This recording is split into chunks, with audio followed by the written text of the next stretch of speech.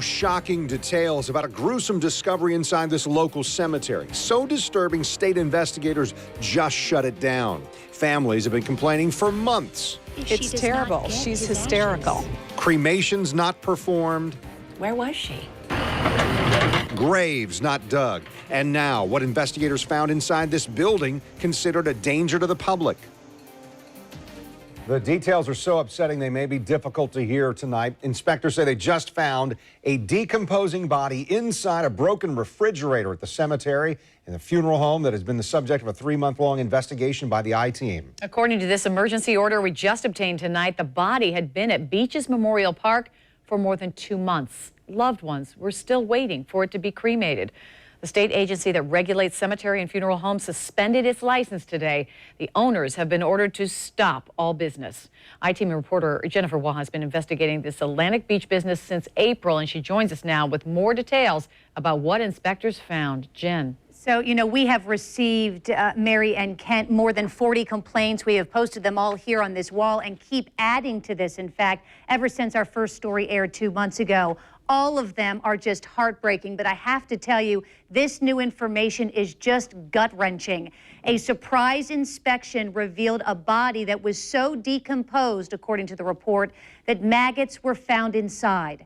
Also in the report, the Office of the State's Chief Financial Officer said that someone had tried to conceal that decay with powder, typically used to perform embalmings. We do not know who the person is, but we know that the inspector was able to identify him or her because the body still had a hospital ID bracelet on its wrist.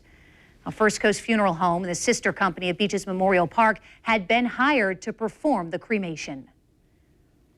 The body was in a refrigerator inside this building at the Atlantic Beach Cemetery, but the inspector said it was broken and it was too warm. The owner, Amanda Rayan, told the inspector the body was already decomposed when she received it, even though the report says a tag indicated the person had died the same day that the body was transported to the cemetery.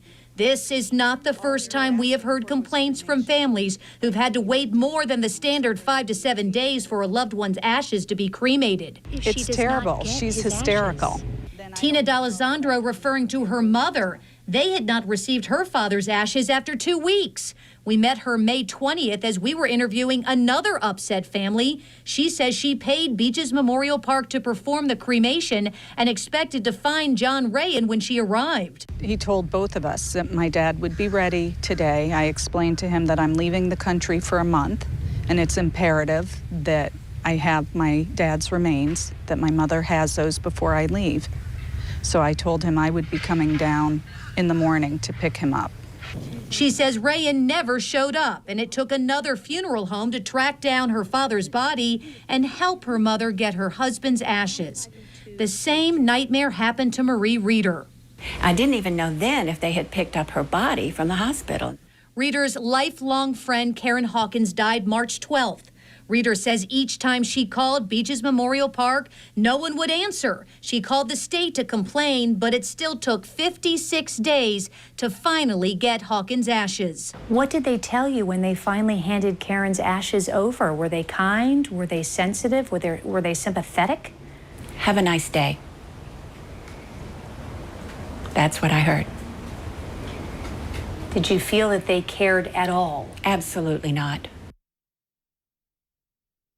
Now, the state has opened an investigation into what happened to Karen Hawkins. You just heard from Marie Reeder, as well as Tina D'Alessandro's father. Now, we have discovered the state has taken a long time, months, even years, to conduct investigations. Also, the cemetery's license to perform burials expired last December, but the owner had still not been disciplined. We do continue to investigate, though, why it takes so long for the state to take action. We're, in fact, working on the story based on stuff that we're receiving, and we should have that this week. But we have learned that since our story started airing, the state has now assigned a team of investigators to look into what has been happening at Beaches Memorial Park. And Mary and Kent, we should point out that we have also learned that the assistant director in charge of that state office, Funeral, Cemetery, and Consumer Services, actually traveled here to Jacksonville today, is meeting with victims today and tomorrow. So that's certainly encouraging, considering the fact we have not seen that kind of action from the state since we started investigating. Encouraging to see some action happening, but we were just talking about how heartbreaking it is. Every time we see a story, we're seeing families who are going through this sort of thing. We know there are families still there or who have loved ones who are there. They bought plots there. So if they're shut down at that cemetery, what now for those families? So we're getting a lot of those emails also since our story started airing. And this was what we can tell people. First of all, it is shut down for business. The license is suspended. There is going to be a burial there tomorrow because it had already been planned, right. Okay? But at this point, that is really up to the state. If the state, for some reason, decides to go in and take over, as an example, which is a possibility, certainly, in these kinds of cases, then someone else would be put in charge of running it, and those families should be taken care of. But that is way early. We don't know that that's the case at this point. But anybody who has concerns, has a pre-need contract, for example, from years ago, you need to call the state. We've posted the number on our website on the homepage looking under this story and find out from them exactly what's going on.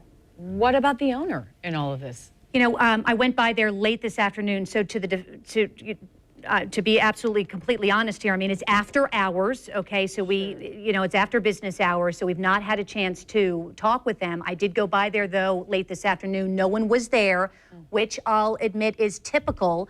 We have tried many, many times to interview the owner. At one point, the manager, in fact, set up 2 interviews with us, then didn't show up. We have called and called and called. We have only heard from Amanda Rayan once, and we've been working on this story for 3 months, and we've called every single time before we've put a story on the air. We've even seen a child, I think, go out instead of the owner. I remember that from one of your reports. It's apparently a family business. Yeah.